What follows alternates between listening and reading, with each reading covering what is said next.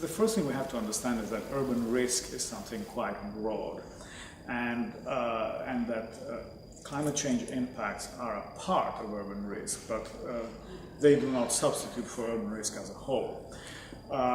What is happening, and how do these three concepts come together of natural vulnerability of cities to natural disasters, the process of urbanization, and finally climate change? And only if we're able to reconcile these three concepts, we begin to frame the issue of urban risk and therefore of urban resilience.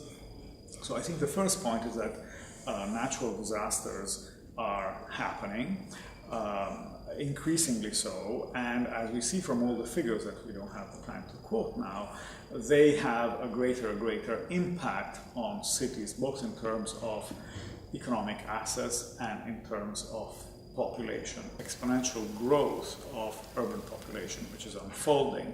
If we look at how much and where it's unfolding, that's where we see that out of the 2.6 billion additional urban inhabitants that the planet will have by 2050, in fact 2.5 billion, that is to say 95%, are going to be in the cities of developing and emerging countries. So that really helps us to focus the attention to where the action is happening and will be happening.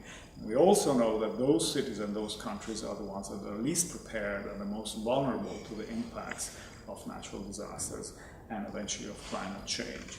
So A, intensity and frequency of natural disasters; B, the increased exposure of assets and population to risk, and C, climate change. So let's get to climate change.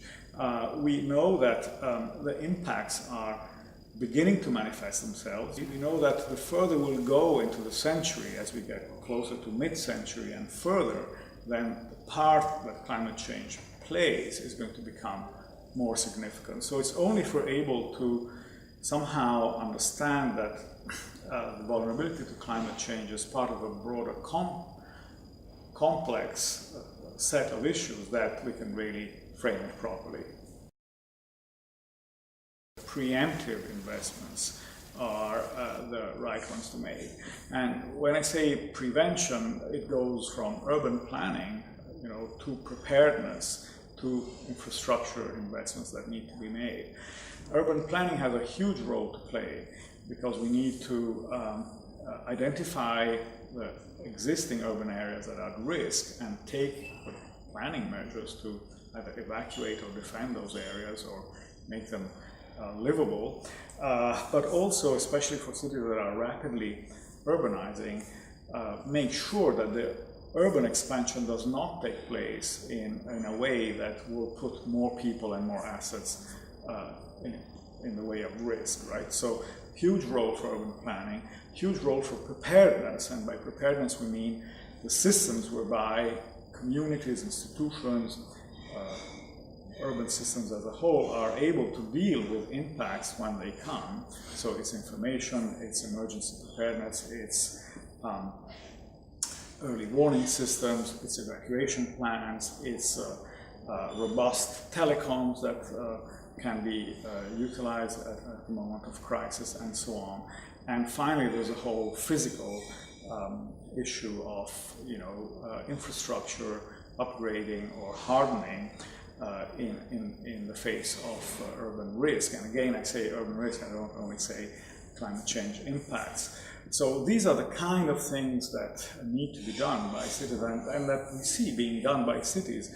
Of course, there are cases where we use cities that are able to somehow take these preemptive measures and adapt to risk, and not only climate change risk, and others which are only able to somehow focus around these urgent matters when an event happens. I think the case of Sandy and New York is a case in point. I think both in the bad sense and the good sense.